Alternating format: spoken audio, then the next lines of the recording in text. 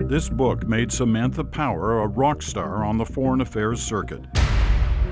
A Problem from Hell was about genocide and how the world stood by while populations were slaughtered, from the Holocaust to Rwanda and Bosnia. Bystanders to genocide was the term she used. One person who read the book was a young senator from Illinois. Samantha, anything you want to add on that? Who quickly convinced the Irish-born Power to join his team and help him run for the presidency. She jumped at the chance and has been a foreign policy force and a close confidant to Obama ever since. We must stop at nothing to bring those responsible to justice. The hawk in his inner circle when even a whiff of a new problem from hell is in the air. And there are a few right now. They're discussed at the United Nations and inside America's UN mission just across the street. That's where we met to talk about some of the challenges the world is facing right now. Ambassador, as you know, Canada is part of the coalition against ISIS, against the Islamic State. The Americans are the lead partner, obviously, in that coalition. So who's winning? Well, it's a slow campaign, needless to say. At the outset, we said 36 months, it's ballpark, to really have degraded this movement so they're not wreaking such havoc on civilians and on regional and international peace and security. ISIL has lost about a quarter of the territory they controlled at the outset inside Iraq, but they make major gains that people read about in the newspapers. But are they losing more than they're gaining? Because I think they're losing more than they're, I mean, our assessment is that's not the approach one has. That's not the impression one has. But one looks at the maps that are regularly in newspapers and magazines and that the analysts put forward, and they don't seem to show a falling back of ISIS control. They seem to show an advance. Take Kobani, right, which they assessed, this is in northern Syria, was a major strategic target. They lost about 1,000 fighters trying to preserve this piece of territory and a border crossing into Turkey. The coalition teamed up to ensure that they were defeated there, roundly defeated, and the force there decimated. And on the day that Kobani fell and ISIL lost Kobani, they executed 2 journalists, and that became the headline about what ISIL had done on a given day. So they're pretty good at using media, and there have been setbacks. I mean, it is an ebb and flow, and getting the ground forces capable to hold their ground against ISIL, capable of counterattacking, is a slow process. Have they been underestimated? Because, you know, on the one hand, you have the coalition forces, some of the strongest forces in the world. You have the Iraqi army. You have the Shia militia now in Anbar. You have Iranian advisors to the Shia militia. And whether you like it or not, you've also got Bashar al-Assad in Syria, all stacked up against ISIS, and yet the perception is it's not moving. Well, if you look at the public statements from my president, from Canadian leadership, I don't think you see any dismissiveness about the threat posed by ISIL. And you mentioned Syria, you know, as nominally against ISIL, but Syria spent the better part of the war, the 4-year war, targeting Syrian moderate opposition groups and not paying that much attention, frankly, to the rise of ISIL. In fact, doing oil deals, and there's an amount of collusion there that I think is a little under-heralded. Is that different now, though? Well, certainly as ISIL moves further and further south and closer to Damascus, I think they're trying to contest the advance, but they How awkward is that for you, to be perceived to be in some form of partnership, although an undeclared one, with Assad's regime against ISIL? ISIL is a threat to the United States. It's a threat to the region. We're very comfortable. There's no awkwardness in being against ISIL, given how monstrous this movement is. And we're very clear that Assad cannot govern Syria and there be peace in Syria and stability for the Syrian people. But is it a version of Churchill's "your enemy's enemy is your friend"? No. It's not. This is a regime that has gassed thousands of people. Right? This is a regime that just creates these barrel bombs, you know, jerry-rigs them, flies a helicopter over a school or a hospital, waits until more civilians are gathered outside, and then drops the barrel bomb. But it's There's a no regime friendship. that's still in existence. It's still there. It's still in existence because... Because why?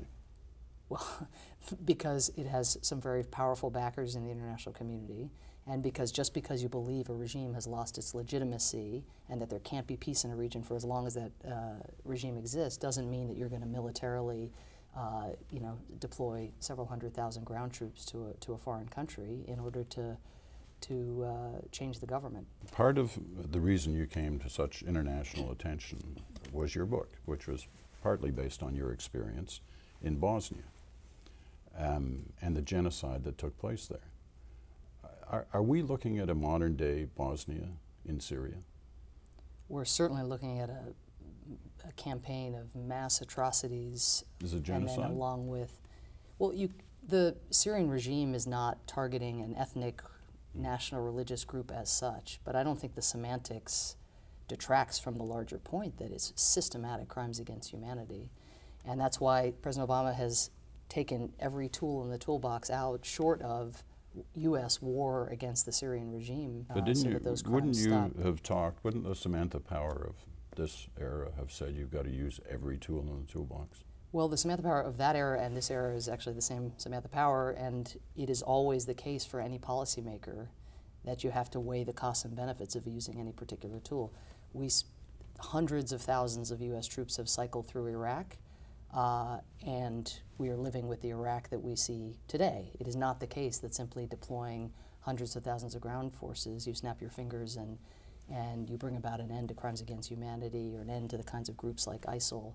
Internationally, we would have no international legal basis to make war against the Syrian regime. That's something that would cause a lot of discomfort even among many of our closest friends. Are we bystanders to genocide? No, you can't say that we're bystanders to whatever you want to call it, to crimes against humanity. We're doing an awful lot on the humanitarian side to support the moderate opposition and to bring about a political transition. Is it enough to have stopped the crimes against humanity? It is not. How does Russia fit into this, the bigger picture of not just Syria, but Iraq?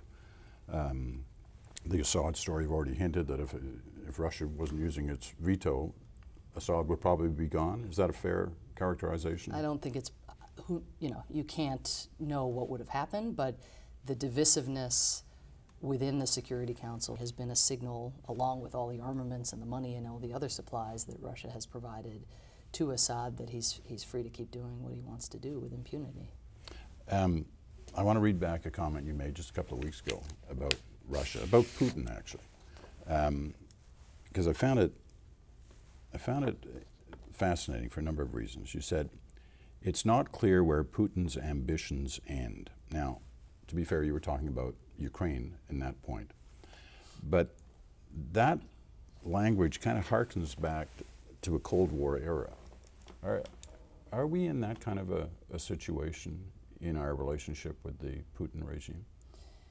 Well, we have major concerns about the actions of the Putin regime. I mean, seeking to lop off part of a neighbor, the kinds of practices internally where, a non-government organization that is undesirable is deemed a foreign agent. I mean, just a level of regression in Russia's democratic journey that is deeply disturbing and fundamentally destabilizing over time.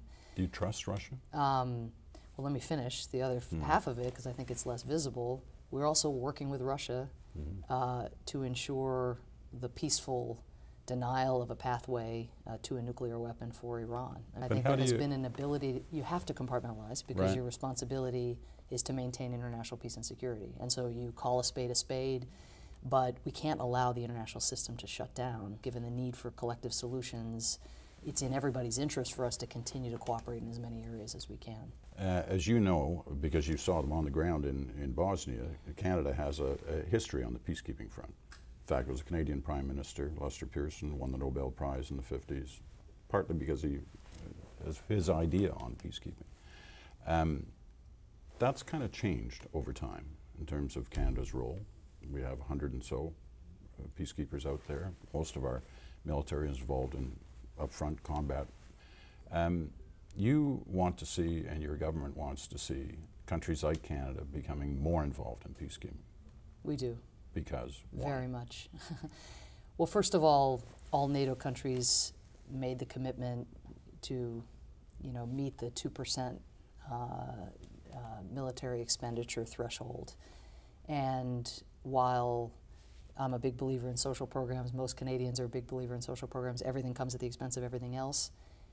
That commitment was made before the rise of ISIL, before Russian aggression in Ukraine. But UN peacekeeping really matters to our shared security. It isn't a sidelight, and it's not the case that there's sort of the manly threats that are on one side, and then there are these sort of soft issues that peacekeepers deal with. It's very different now. Peacekeepers are now in places like Mali, where if a peace is not enforced and is not kept, you will see the resurgence of the al-Qaeda affiliates and the extremist groups. You're already seeing it because the troops there are a bit outmatched and outmanned. So the push that President Obama is making, and it's not just to Canada, the appeal that we are making is that Western capable forces 20 years ago were at around 45% of the peacekeeping numbers overall. And there were many fewer peacekeepers in the world, and that percentage is down to about 5%. So we've gone from 40-something% to about 5% of Western troops being engaged. And it's not the case that they've given at the office necessarily somewhere else, as in the case of fighting in the ISIL coalition or Afghanistan. Often it's the case of capabilities having shrunk along with defense budgets out of a belief that with the end of the Cold War one could afford to do that. Well, we can't. And it's because both those are parts of the reason that Canada isn't, right? It is. Shrinking budgets, refocus in terms of the military, partly in response to America's hope that Canada would join them on the fight against Afghanistan in the current fight. Right, and Canadian troops have drawn down out of Afghanistan. The key is to maintain defense preparedness and readiness. The anti-ISIL coalition is one venue, and again, I cannot stress how grateful we are to Canada for being a part of that, but there are a lot of other threats out there. We just sent 3,000 troops to combat the Ebola virus is an example of a threat where a contribution from any Western military would have been welcome. Those kinds of threats will arise. So it's people you want, it's not money you want. It's capabilities, because right now in peacekeeping you have rich countries basically paying for it and the poorer countries, the less developed countries carrying it out. You know, of course, that Canada has more peacekeeping troops out there than the United States has at the moment. Now, you certainly have way more money. I think we have 130 and you have 122, but Well, I think we also contributed to Ebola. We also have 10,000 troops in Afghanistan. We also maintained Canada the peace contributed to Ebola, in but not in Korea. those kind of numbers. I don't think it's a great idea to get into a competition between the United States, Right. either military expenditure or military deployments, and Canada's. But what I would say is we welcome any contribution on collective security that Canada is prepared to make. My larger point is that the threats are such out there that all of us need to chip in whatever ways we see fit. And ISIL is one threat, but there are others out there as well. And an investment in places like the Central African Republic and Mali is in fact probably an anti-ISIL investment as well. Last question, and it's another quote of yours that I think a lot of people will find fascinating, because a lot of people are strong believers in everything you wrote in this book. That was a different time in your life than where you are now. And I know it's still the same Samantha Power. Big time. But in terms of lessons learned, you said this a couple of weeks ago. Serving in the executive branch is very different than sounding off from an academic perch. So I guess it's, there's this difference between writing about diplomacy and actually practicing diplomacy. Well, if I wrote A Problem from Hell today, I wouldn't change a word. So A lot of people would be pleased to hear that. I hope so, yeah, because when you get inside, you see even more the potential for one individual to take up a cause. But affecting change. Is affecting change harder than you thought it would be? People say to me often, do you miss having your voice? Do you have to be part of this sort of system? Do you miss sounding off? And the impact one can have from as at the United Nations, certainly, or at the White House serving this president on behalf of the causes that I wrote about in A Problem from Hell. It just goes well beyond what I was able to do when I was writing a column and hoping that somebody in some obscure government agency might read my column and then pass it to somebody else. So I just make a plug for public service, because it's really how you get things done. Your relationship with this president is well known, that it's very strong, it's frank, Are there times you leave those discussions where, let's say, you've lost the point? There must have been a few of those, but are there times when no you... comment.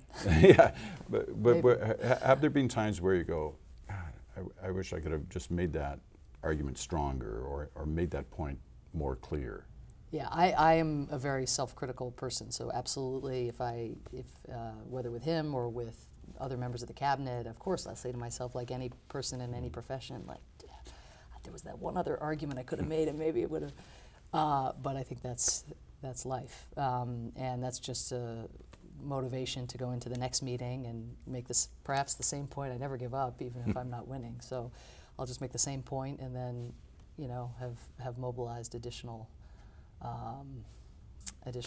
sort of parts of my arsenal so I'm more effective the next time. Ambassador, thank you so much for your time. Thank you.